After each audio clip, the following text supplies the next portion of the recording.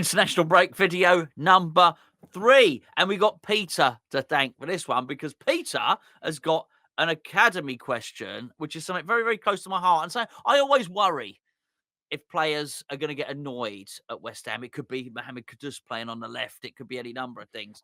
But I do think the academy graduates having a pathway through to the first team is very, very important. What did Peter ask, please, Gio? Peter says, should Lopetegui do more to integrate our talented youth players into the first team? And if that doesn't happen, is there a danger that our kids may become disillusioned and look elsewhere?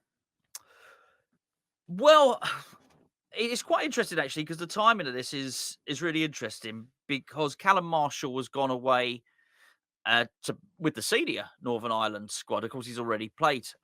He's already played for them. He's doing his loan deal at Huddersfield at the moment, and his comments matched what the club said at the start of the season, which was the club very much said, "Look, we're very aware we've got a talented crop of youngsters, but we see them more for next season." And so the plan is to do better at loaning them out, at finding them clubs, and at helping them develop, so that next season they'll be integrated into the first team. Now, initially when you hear that, I heard it, first of all, I heard it in the summer, and I thought, oh, it just sounds like Yeah, more what else are they excuses. meant to say? Yeah, They're all and crap and we're going to flog them. They have to say what they said. yeah, absolutely. And I thought, I don't believe it. I don't have much trust with the way the club create a pathway for first team players. And it's not just to do with Lopetegui. I thought the same under Moyes.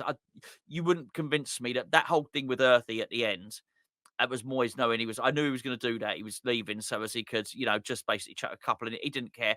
I don't think that there would have been much integration for Earthy. Otherwise, I thought needs must, and that's really what happened. We were left. Fornals went, Ben Rama went. We were left with a threadbare squad. I thought he did. It was good. It was good. Don't get me wrong. I enjoyed doing it, but I don't think that Earthy coming on within last David Moyes' what was the Luton game where he scored, wasn't it? Obviously got the head injury before that, but I don't think that was indicative of Moyes' reign. So I don't just think it was David Moyes. I think by and large has been an inability of the club to create a pathway from academy to first team. Hopefully that's changing with Mark Noble now. However, when I heard this all next season, I thought, okay. However, I first started to think, well, maybe there's something in it, because I did think the loan deals looked a little bit better this year. I thought the Freddie Potts from Wickham, great club Wickham, but I thought from Wickham to Portsmouth, I thought, well, that's good progression, actually. That felt like a step up. I liked the George Earthy to Bristol City. I know he took a little injury there, but I sort of like that. The Bristol City coached Earthy, was aware of Earthy from West Ham. He coached at West Ham, didn't he, at one point? So I like the way he spoke about him. I very much got the impression that he knew what he was getting. And you've just read his comments. You felt like he knew what he was going to do with Earthy, where he was going to play him. So I thought that was pretty damn good as well. But Callum Marshall has said this week that it was almost cocky, never mind confident. What he says, he basically said, "West Ham really rate me. When I go back, they don't treat me like a youth player. They treat me like a proper senior player. We've got a plan. I'm gonna go out. I'm gonna continue my development this season.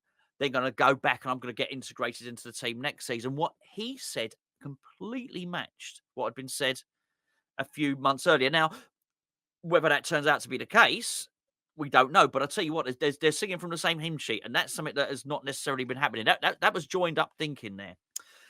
And then I want to, sorry, Gio, That's all right. You crack on. Then we get to this point where you had with Lewis Orford in the summer, which was very much that Mark Noble went in as a firefighter then and sorted that out. And he got his contract. It was offered to Aston Villa, apparently. Didn't happen. It looked like there was a bit of a stalemate between possibly David Sullivan and the player's agent, or whatever the case may be. Mark Noble, with some help from Stighton, apparently, sorted that out. Well, I thought that was absolutely great.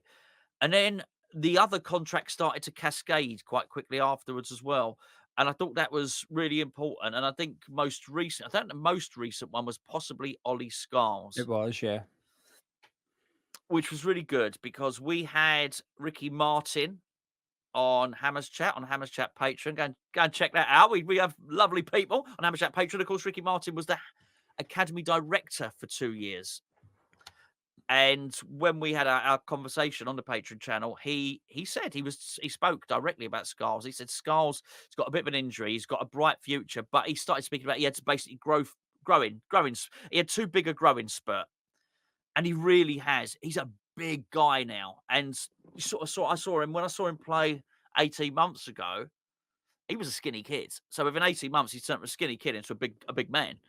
And when you grow that, when you grow that quickly, it doesn't help with your injuries and stuff like that. So he suffered that. Anyway, he's now being he's played in central midfield, he's played in attacking midfield. And when I went and saw the team play at Reading, he just looked like a big guy. Real full of energy as well, snapping into tackles and really sort of dictating stuff with his physicality, which wasn't always what he was. So I thought, oh, that's going to be important to get him tied down. And they did. And it just seems to be now method behind the madness on everything in terms of what they're practicing, what they're preaching, and they're tying a lot of these players down. Whereas before, for so long, Gio, they did not seem to get much further than that scholarship contract. The next contract after that, the club are messing it up all the time. Yeah, I don't disagree with anything you've said. And to answer the question, should Lopetegui be doing more to integrate them? I'm going to say no. I'm going to be Mr. Unpopular here and say no, because he's only on a 2-year contract. And I think it's the club need to change the culture before anything else. And if when hiring Lopetegui, listen, the club had an opportunity in the summer to change West Ham's ethos completely, and they did it in large parts in the sense that they gave Steidin a greater role at the club in terms of overseeing the transfer window, and they removed that from. If you compare Moyes to Lopetegui, that's the one significant change, which is say over incoming transfers. But there was an opportunity to put another one in there, which is you must use players from the academy. There was Yeah. there was a clean slate, there was a blank slate for the club in the summer to change everything that they wanted. And this is where I have a small worry going on, but I'm waiting to see evidence one way or another, which is, you know, maybe not so much in the last couple of weeks, but in the summer, the Lopetegui Steidin partnership seems to be going quite well, and they were very much praising each other. There was a lot of high fives between them going on, but there wasn't much going in the way of Mark Noble. Oh, hang on a minute. The guy in charge of the academy, he needs to be in sync with Tim Steidin and vice versa, which is right. We need a new right back. Mark, what are you saying? Is there an academy player? Yes, Mr. Steidin, this is the guy. No, Mr. Steidin, go get one. But there needs to be something there, which is the pathway to the first team. There isn't one. There's no evidence of one yet. There's none. Literally none. This is the first year that I've ever known since being alive that there's no player registered in the West Ham Premier League squad that came from the academy at West Ham United. The first year. Now that is offset a little bit because Mark Noble was 16 years, so he's taken up a large part of it. But post Mark Noble, we had Ben Johnson, we had Declan Rice, we had Anang. They're all gone now. There's no player from the West Ham Academy registered in West Ham's first team. Caelan Casey's around the first team, not registered, too young. And that to me is a disappointment. That's a failure, as far as I'm concerned. That is a failure. So how do you fix it? Well, that's Mark Noble's responsibility, but it's not just his. It's also down to Tim Steidin. It's also down to Lopetegui. And I don't think Lopetegui's the man that's going to fix it. I think No. it's the man after Lopetegui that might be the one that starts to create that pathway. It's almost like Mark Noble's creating a pathway, but you still need someone to open the gate at the end of it. It's like, hey, you get there, massive padlock, no one's allowed in, no entry. Sorry, you need the gatekeeper to also be on the ball. But clearly, there's something at the club, and this is where Noble's role comes in. He's persuading these players to sign contracts. Ollie Scarles, Lewis Orford, Callum Marshall, Gideon Kadura, Patrick Kelly. There's a lot of them actually from that team that won the Yeah. FA Youth Cup that have put pen to paper and signed up for a handful of years. Scarles is a 3-4 year contract. They're significant deals they're getting. But it works both ways. The club have to offer a significant deal, but second of all, the player has to sign it. And there's no evidence they're going to get into the first team. So why are they signing it? Because these players are ambitious. They're not money hungry. Lewis Orford was in two minds about his priority. His intention was to sign a contract with West Ham, but there was a doubt there, which is, well, is this the right club for me? And it's a question they should all be asking. And I can only assume their conclusion is yes. Well, what evidence? Because there isn't any, and it has to come from Noble. It has to be he's got something that's saying, "Look, this is happening. This is changing. Something's going to change," and they'll be aware of what it is, and they should be aware.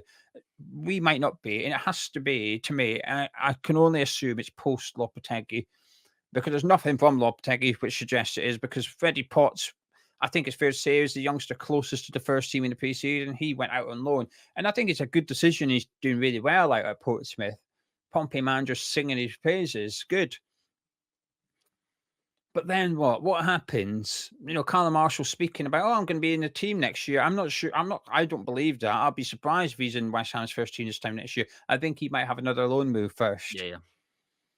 But something has to change at West Ham. But I think maybe something is changing at West Ham. I think there's maybe a plan. And I'm possibly a bit naive here, but I think it might be post Lopetegui that we start to see the integration of young players, because this is a talented crop. Even post success of winning the FA Youth Cup in the league, the England elite squad, which is happening right now, Casey and George Earthy both started that game.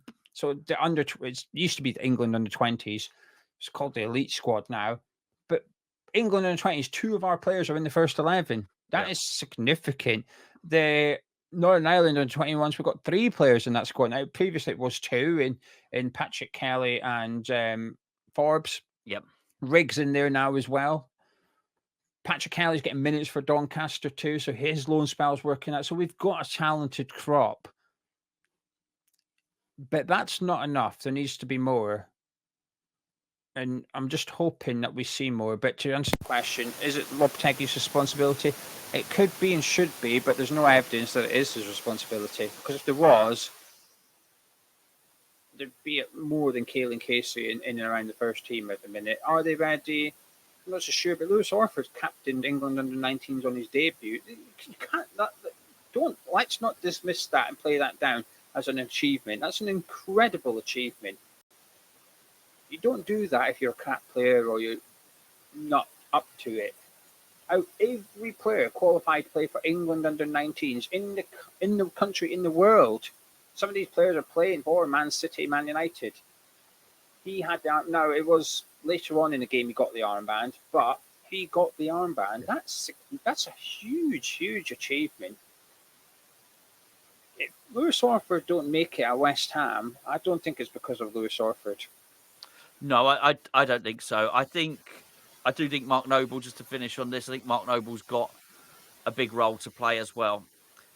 And I think we see this so often, maybe when Gareth Southgate became England manager or whatever. Sometimes the guy that's in charge of the youth teams gets the top job, and that's when the change happens. Now, I don't know how this plays out. I don't know whether the top job is Mark Noble taking over from Tim Steidten.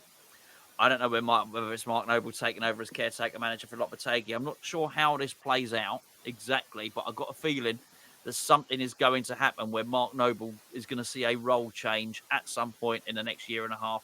And I think that's when we might see a lot of it. Just to finish on the Lopetegui thing, it's not just with our youngsters either. You've also got to look at the way he's not used Luis Guilherme. But he's in a very unfortunate position, Guilherme, in terms of his position on the football pitch, which is right wing, which is possibly the one place you don't want to be at West Ham. You don't want to be a right winger for obvious reasons.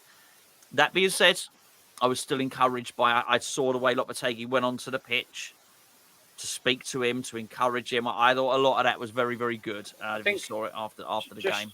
Just to interrupt quickly now, sometimes you get the answers to this kind of question when the circumstances dictate. And I don't think we'll get our answer truly until we're missing 2 of Kilman, Todibo, Mavropanos. Then it's like, right, are you putting Casey in, or are you going to go to 3 at the back and pull in Wan-Bissaka and Creswell? What you going to do when you've only got one senior centre back fit? Because I feel like that was the time when you could criticise Moyes, when you had no striker and he chose not to play Mubama. There was Chelsea away, no centre back, didn't play Elise. There comes times where actually your options are someone out of position or your youngster, your best youngster in that position. Which one you're going to go for? And I think that's sometimes where you get your answer. I think with Lopetegui, we might get it if there's a scenario where we're missing 2 of Mavropanos, Todibo and Kilman. Then what you're going to do? You're going to play Casey, or you're going to change your system and tactics to accommodate an additional senior. Are you going to drop Edson Alvarez back there instead and rejig your midfield? If we were going to be playing Tottenham next week and Todibo and Panos was unavailable, what would Lopetegui do? My guess would be that Alvarez drops into centre-back and it's not Casey getting promoted. And that's where I think then you can really judge how the guy in charge uses the youth team. I don't think Lopetegui is going to be the guy that starts handing out debuts to youngsters at West Ham United, because he's on a 2-year contract. And to some extent, why should he? If he's only there for 2 years, he's got a clause in his contract for a 3rd year. That clause isn't integrate academy players. That clause is to get European football. This guy's priority will be short-term results, and I understand why. It's justified. His contract literally dictates that. Getting European football, it's not integrating the youth, because then he would do that. That would be his priority. His priority is to finish high up the league as possible, to get that 3rd year in his contract. So yeah, post Lopetegui, I think we might have a different discussion around the academy, because these players we're discussing now will then be 21, 22 years old. I think that's where you can have a serious conversation about them being ready for the first team. But at the minute, I'm not sure they're quite there yet, but I like what we're doing with their development. Yep, quite right too. I think a case of watch this space, I think, really. Pete, thanks for sending that in, mate.